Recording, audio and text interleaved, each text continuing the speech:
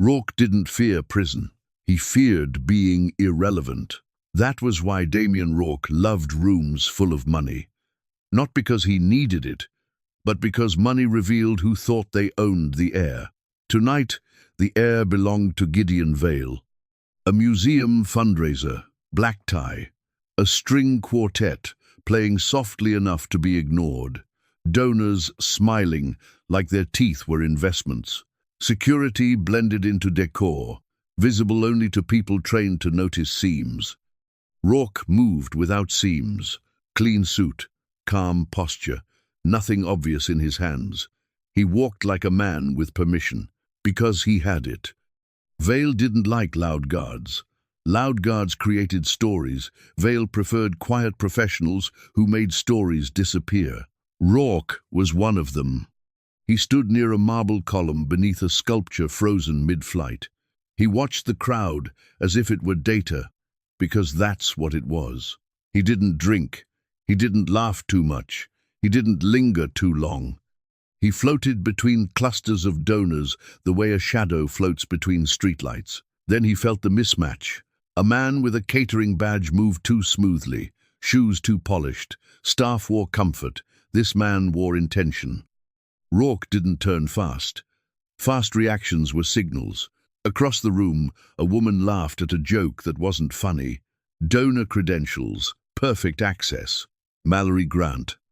Rourke recognized her the way professionals recognize professionals, without needing introductions. His earpiece clicked once, a tone. Move. Rourke drifted toward a corridor marked staff only. The fundraiser continued behind him, laughter, clinking glasses, the sound of money pretending it was harmless. In the staff corridor, the air changed. Lemon cleaner, quiet panic. The bloodstream of the building feeds, deliveries, private routes. Rourke walked toward the service elevator at the end of the hall. He reached inside his jacket and felt the small device against his palm. A node. Not the only one, never the only one.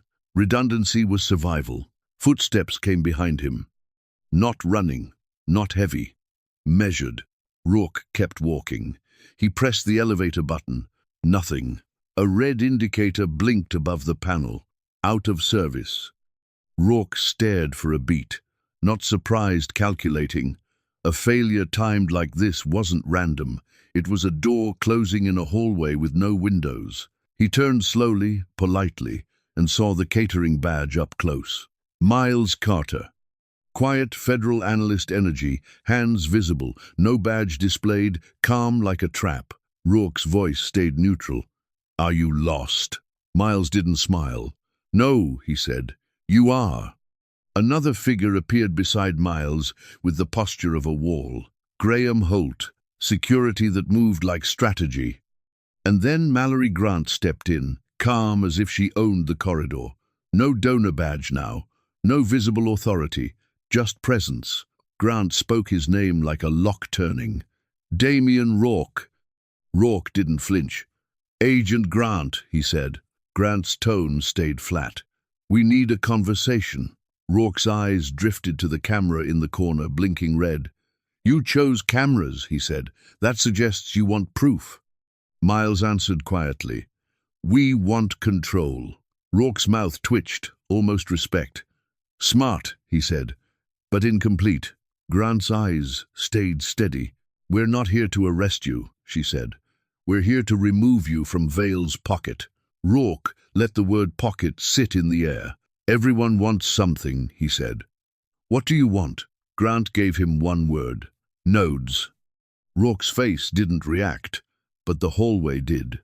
Naming a secret correctly always changed pressure. Miles added, precise. We know you handle distribution. Rourke tilted his head. Distribution of what? Grant didn't blink. Reality. Rourke smiled thinly. Poetic. Grant kept it cold. Traceable. Rourke's smile tightened. Miles delivered the line that wasn't guesswork. 2 upstream mirrors, he said. 1 domestic, 1 offshore. Rourke held still. That silence wasn't control. It was math. Grant watched him without moving. We can do this the clean way, she said. Or we can do it the hard way. Rourke's voice stayed calm. If I refuse, Grant nodded once. Then you walk away. Rourke's eyes narrowed. That's generous. Grant's tone stayed even. It's accurate. Graham spoke for the first time. The elevator is out. The other exit is locked. The fundraiser is loud. Rourke looked past them.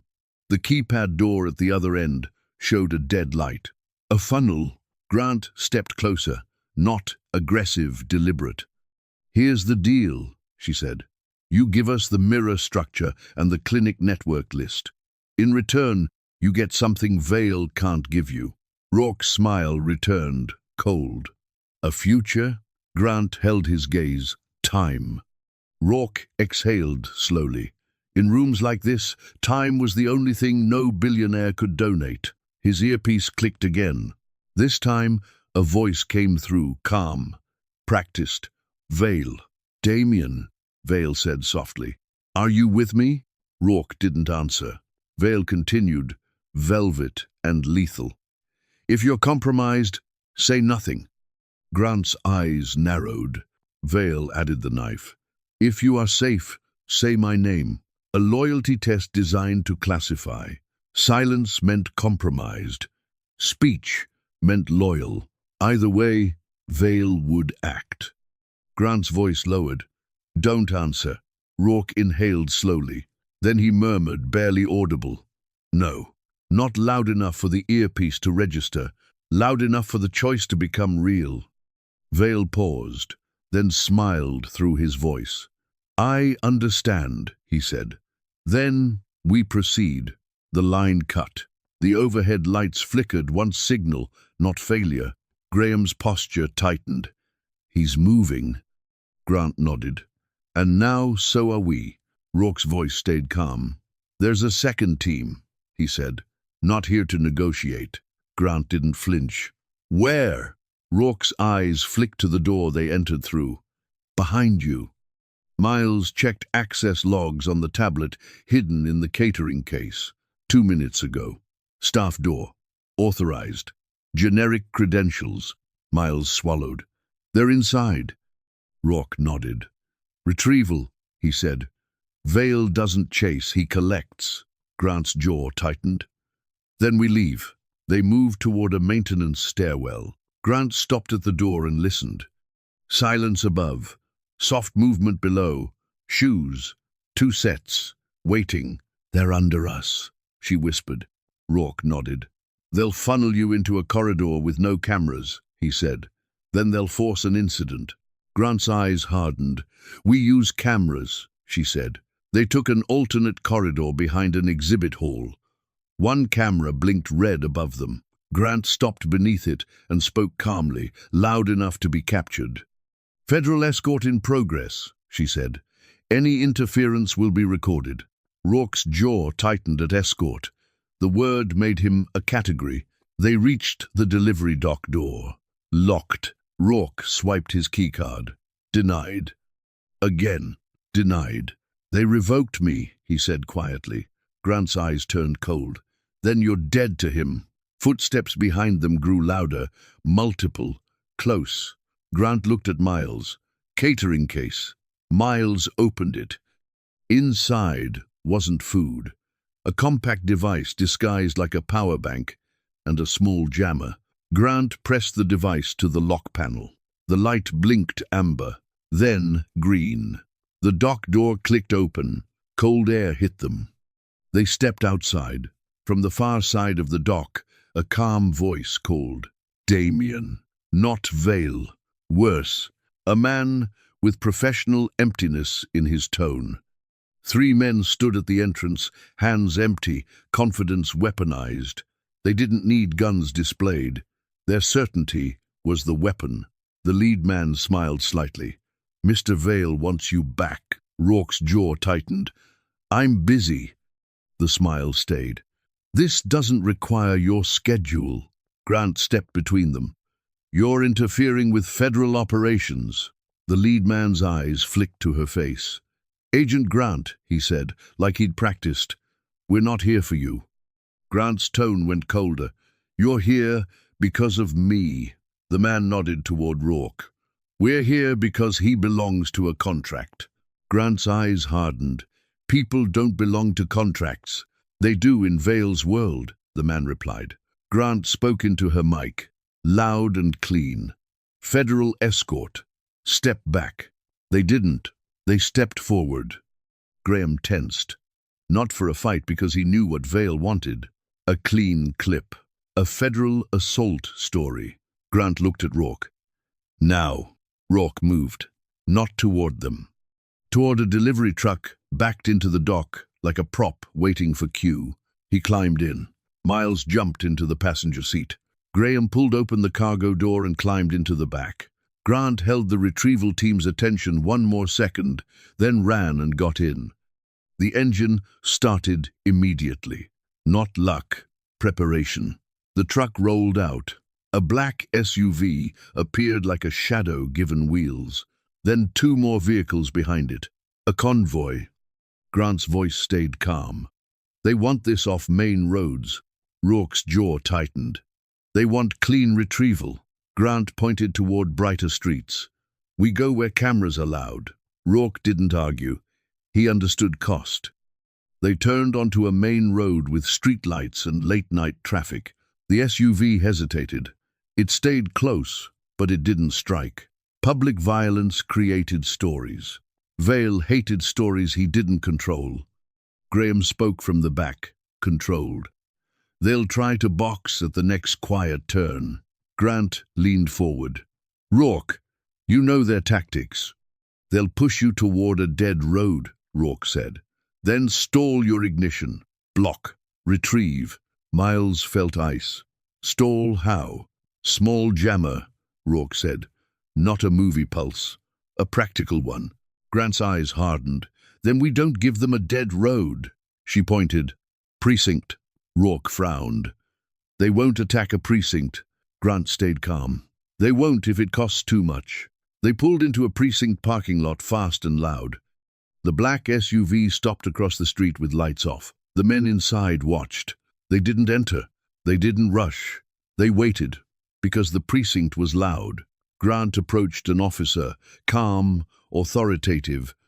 "Federal operation," she said. "Hostile tail. Cooperating witness under threat. Get cameras on those vehicles. Now." The officer blinked, then moved. Grant turned back to Rourke. "Now you finish," she said. "Mirror structure. Clinic network. Exit strategy." Rourke stared at the SUV across the street. "They're not waiting for you," he said. "They're waiting for me." Grant nodded. "We know." Miles stepped closer. "How many mirrors?" Rourke exhaled. 3. Miles felt his stomach drop. 1 domestic. 1 offshore. 1 distributed peer-to-peer, Rourke continued. "It activates when the first 2 are interrupted." Miles whispered, "Hydra." Rourke nodded. "Vale doesn't upload. He seeds." Grant's eyes sharpened. "Where?" Rourke spoke cleanly. "Domestic mirror lives inside a PR vendor data center under reputation management. Offshore routes through medical billing infrastructure." Miles felt sick. "Medical billing. Clinic cover," Rourke said. "Noise hides signal." Grant kept pressure steady. "And peer-to-peer. Influencers," Rourke said. "Micro-channels. Automated scheduling. Thousands of fragments that reconstruct the message." Miles tightened his jaw. "You can't kill it. You poison it," Rourke replied. "You embed attribution that survives edits. Then his release proves your signature." Grant's eyes hardened. "Then we build attribution." Rourke looked at her. "You'll need access to the scheduler." Miles said, "We can get in." Rourke shook his head. "The scheduler isn't in a server room," he said. "It's in people." Grant didn't blink. "Then we go after payments." Rourke's mouth twitched. "Now you're thinking." Grant's voice turned colder. "Clinic network." Rourke exhaled. "Not one facility," he said. "A chain. Behavioral health, rehab, guardianship. Places where people disappear politely." Grant asked for structure. Who runs the chain? Rourke gave the name like a brick falling. Evergreen continuity. Miles typed it. Grant's tone stayed flat. Who controls Evergreen? Rourke hesitated. Then Vivian Sloane. Miles felt the season widen. Grant didn't celebrate. Who signs transfers? Vivian, Rourke said. Or her bridge. Grant's eyes narrowed. Bridge. Rourke's voice stayed calm. Maribel Klein. Miles froze. The pipe connected. Grant watched Rourke's face. She looks harmless, Grant said. Rourke didn't blink. Harmless people move the sharpest files, he replied. They're invited into rooms where truth is considered rude. Grant's phone buzzed with an alert. A charity announcement. Vivian Sloane to be honored tonight for excellence in restorative care. Location, Evergreen campus. Grant's eyes turned to steel. That's a stage, she said. Graham's voice went low. And veil. Grant nodded once. Close enough to touch whatever he's protecting. Miles felt the shift. This wasn't just a chase. It was a target. Grant spoke calmly, decisive. We move Rourke through official channels now, she said. And we hit Horizon. Miles frowned. Horizon, Rourke answered before Grant could. Transport vendor, he said. Horizon patient logistics, private contracts, quiet transfers. Grant nodded. We take schedules, she said. We intercept the next move. Rourke stared at her, cold. You think you can stop Vale? Grant didn't blink. We force him to choose. Rourke exhaled slowly. He always chooses the story. Grant's eyes hardened. Then we take the pen.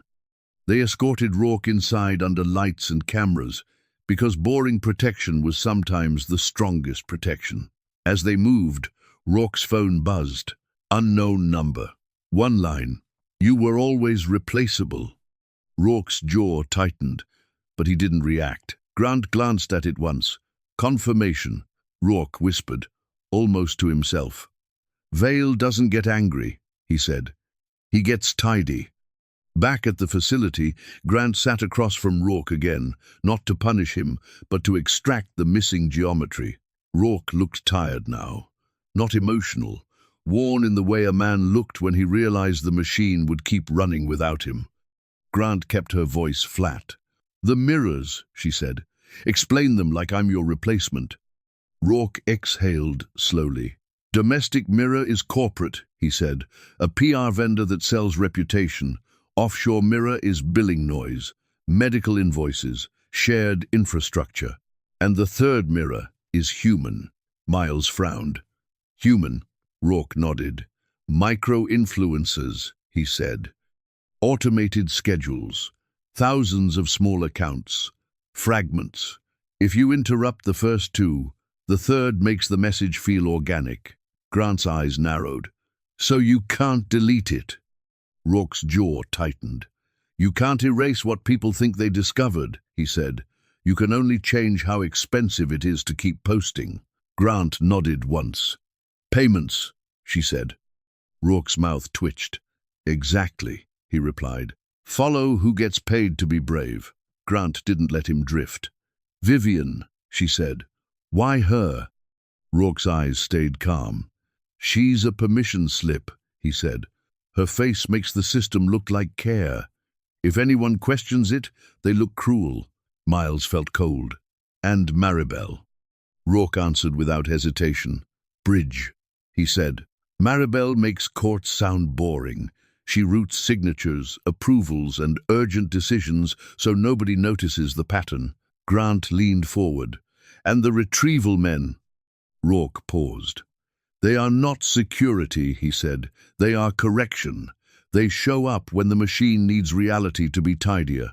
Graham entered and spoke quietly. They were seen near Horizon, he said. Same two men. They didn't go in. They watched. Grant nodded once. They're measuring our tempo, she said. Rourke stared at the wall map and whispered, almost to himself, Vale hates tempo he didn't choose. Grant looked at Miles. We break cadence, she said. We hit horizon, then Evergreen, then the runway, before they can rewrite the order. Miles swallowed. If Vale senses panic, he accelerates. Grant's voice stayed calm. Then we don't give him panic, she said. We give him a checklist. Rourke lifted his eyes. If you take Vivian's tunnel, he said, Vale will trade story for disappearance. He will try to make you look reckless. Grant nodded. Then we record the recklessness, she replied. We document every door, every signature, every timestamp. Rourke's phone buzzed on the table, confiscated but still alive. Grant looked at the screen. Unknown number. One line. You were always replaceable. Rourke didn't react, but his throat moved. Grant slid the phone away. Confirmation, she said. Rourke's voice went low. He's already choosing the replacement, he said. Grant stood. Let him, she replied. We're not here to win his approval. We're here to cut his system. Grant didn't waste minutes on speeches. She built a timeline. A system always had cadence. If you could predict the cadence, you could step in front of it. Miles mapped the functions on a wall screen. Evergreen continuity, narrative management and compliance, veneer. Horizon patient logistics, movement and paperwork wrappers. Maribel Klein, signatures and routing. Vivian Sloan, credibility and public cover. Gideon Vale, patron and shadow authority. Graham pointed at Horizon. Choke point, he said. Grant nodded. We don't hit it with force, she said. We hit it with legitimacy. She triggered an emergency compliance action. Data preservation, dispatch logs, invoices, routing schedules, boring words that made corporations sweat. At 9:12 a.m., Grant walked into Horizon's headquarters wearing the most dangerous disguise in America, a neutral blazer and a folder. Miles followed with a case that looked like a laptop bag. The lobby was polished. A plaque promised compassionate care logistics. Grant slid her folder onto the counter. Federal Preservation Notice, she said calmly. Dispatch logs, priority transport flags, vendor payments, 90 days. A compliance liaison arrived fast. Too fast. He tried warmth, he tried delay. Grant refused both. In the conference room, Miles quietly attached a tap to the wall port. The liaison's eyes flickered when Grant said one word. Evergreen. He claimed it meant nothing. His pupils said otherwise. Miles felt his tablet vibrate. Outbound surge. Bulk export. They're exporting schedules, he whispered. Grant looked at the liaison. Stop it, she said. He denied knowledge, but his gaze flicked to the door, searching for rescue. A man entered instead. Quiet eyes, clean suit. Professional emptiness. Consultant, he said. Grant didn't ask twice. Evergreen? She replied. The consultant smiled slightly and told Miles to unplug. Miles didn't. Grant spoke into her mic. Graham, we have a consultant in the room. Graham replied instantly. 2 men just entered the lobby. Same posture as museum. Retrieval. Grant stood and moved toward the cameras on purpose. She kept the confrontation visible. In the lobby, the liaison tried to run for an employee exit. Miles cut him off near a service door. The liaison's breathing was fast. I can give you a schedule, he whispered. Miles didn't blink. Now. The liaison opened a thread labeled EGC Dispatch. Move window advanced. Run silent. Miles's blood cooled. Advance to when? Tonight, the liaison said. Evergreen campus. Gala. Service wing. Miles sent the message to Grant. Transfer window tonight at Evergreen. Service wing. Grant's reply came back cold. Copy. We hit the tunnel, not the stage. That night, Evergreen campus glowed with charity lights and careful smiles. Vivian Sloan stood beneath a spotlight. Gentle hands, perfect posture, speaking about care like it was a sacrament. Grant entered as a donor under a different name. Miles entered as staff support. Graham entered through the service lane. Applause rose inside the ballroom. Behind that applause, a door opened quietly. In the service wing, disinfectant replaced perfume. A keypad guarded a corridor. A camera blinked red. Grant held up a clipboard instead of a badge. "Preservation action," she said.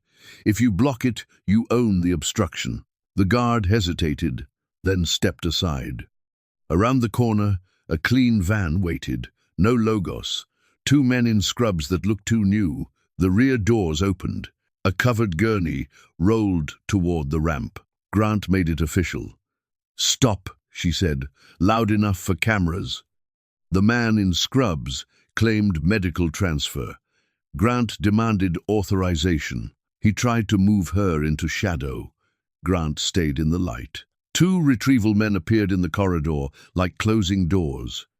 Grant didn't touch them. She simply kept her body where cameras could see everything. The driver tried to reverse the van. Graham stepped into frame and blocked the lane without violence. Grant pulled the sheet back slightly, just enough to confirm it was a person, sedated and alive. Then she looked at the driver and dropped her voice by 1 degree. "If you're just a contractor," she said, "walk away, but you leave paper first." The driver's hands shook. He handed over a transport order. Stamped.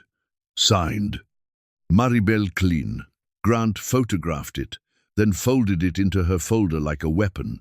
Miles spotted a mobile hotspot on the dash, pushing data out. He killed the link. Export stopped. Inside the ballroom, Vivian's speech grew louder. "Care is sacred," Vivian said, warm as honey.